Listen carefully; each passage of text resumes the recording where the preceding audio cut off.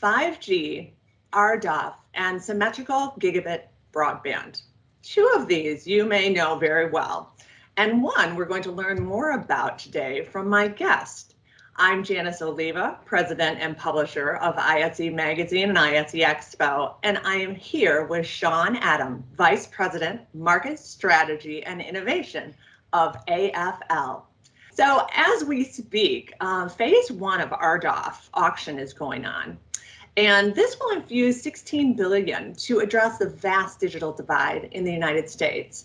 And over 386 companies and consortiums have qualified to participate.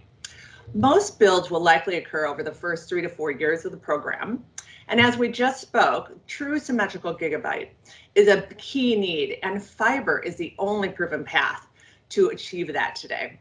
How do you see the industry, both fiber infrastructure providers and the network design and construction services, adjusting to this increased demand? Yeah, it's it's, as you look at it, the pandemic really showed that the digital divide is much deeper and much wider than really anybody knew.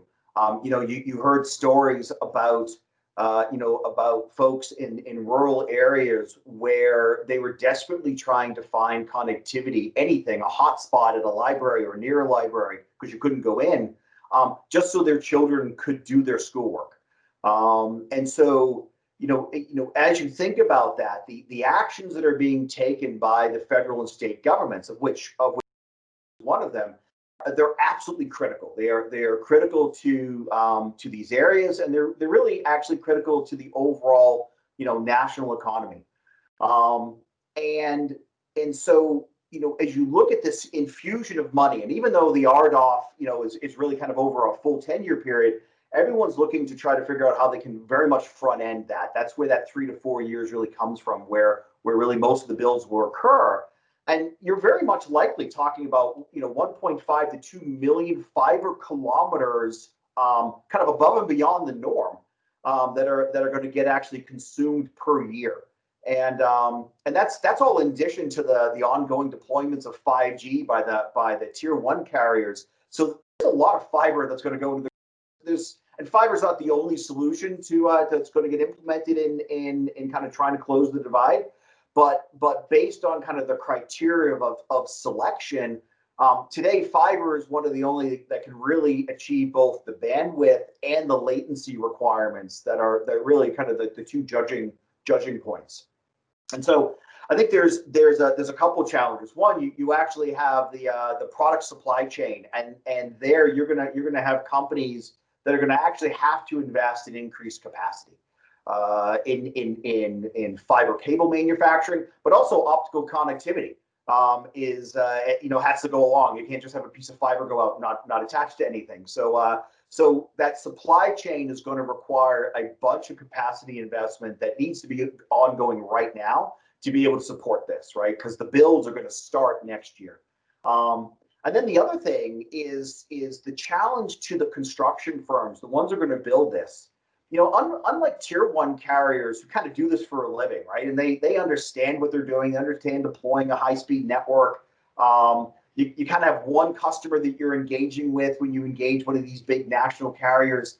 As we said, you mentioned 386 companies, and that, by the way, also has consortiums in it, and some of those consortiums have up to 100 people in them as well. So you've got all of these companies that are going to be building networks, and construction firms now have a bigger challenge, right? Which is a vast geography to support, and a lot of little customers versus kind of one or two really big ones.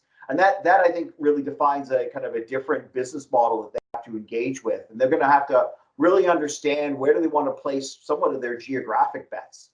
On the plus side, we kind of know where all the RDOF dollars are going to go. You know who's going to win the bid. You actually know where. You actually know what states they're in, and so that will actually help the construction companies do at least kind of do some targeting. But they really need to be doing that now, so they're geared up. And the other thing is that the companies that are putting these in, these are like electric co-ops. Is one of the key ways that we're going to close the digital divide.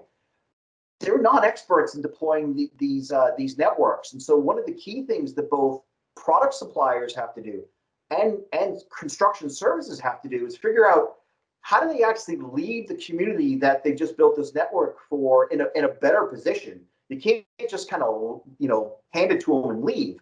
So we also have to think longer term of how we make sure we support them. Very true. I like that you mentioned the electrical co-op because that is a big part of what's happening in the future. Absolutely.